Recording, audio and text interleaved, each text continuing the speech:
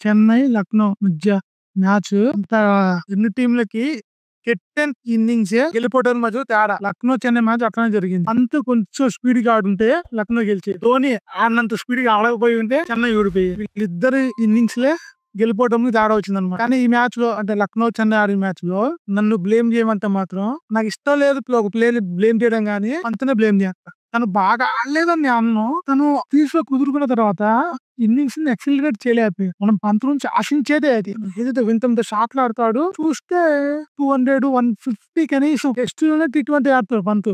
అతను T20 ఇంకెట్లా ఆడాలి? 10 ఓవర్ల మ్యాచ్ ఆడాలి. అన్ని వదిలేసి వన్డే పూరని ఫెయిల్ అయ్యాడు. మార్క్ ఫెయిల్ అయ్యాడు. మార్క్స్ యావరేజ్ అలాంటి బాధ్యత తీసుకోవాలి అనే మిగతా సీనియర్. అలాంటోడు అంత జిడ్డు బ్యాటింగ్ చేసి జిడ్డు ఇన్నింగ్స్ ఇది.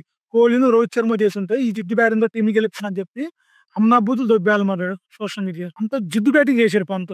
49 బంతులు ఆడాడు పంత్. అంటే 8 ఓవర్లు ఆడాడు. 8 ఓవర్ల పాటు క్రీజ్ లో ఉండి 128 స్ట్రైక్ రేట్ తో ఆడాను అంటే ఏంటది దారుణం.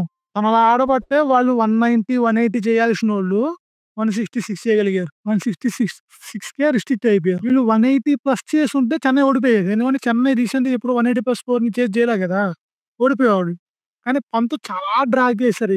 వాళ్ళు అసలు 180 దాకా వెళ్ళలేదు. 166 కొట్టి గెలిచేస్తాలే అనుకున్నాం. చెన్నైలో బ్యాట్స్మెన్లు భారీ ఎవరు ఆడలేదు ధోని తప్ప. యావరేజ్ పంత్ ఇన్నింగ్స్ ఆడారు వాళ్ళు కూడా. పంత్ ఇన్నింగ్స్ తో తీసుకోరే కదా, ఆ మాత్రం చాలా వారు.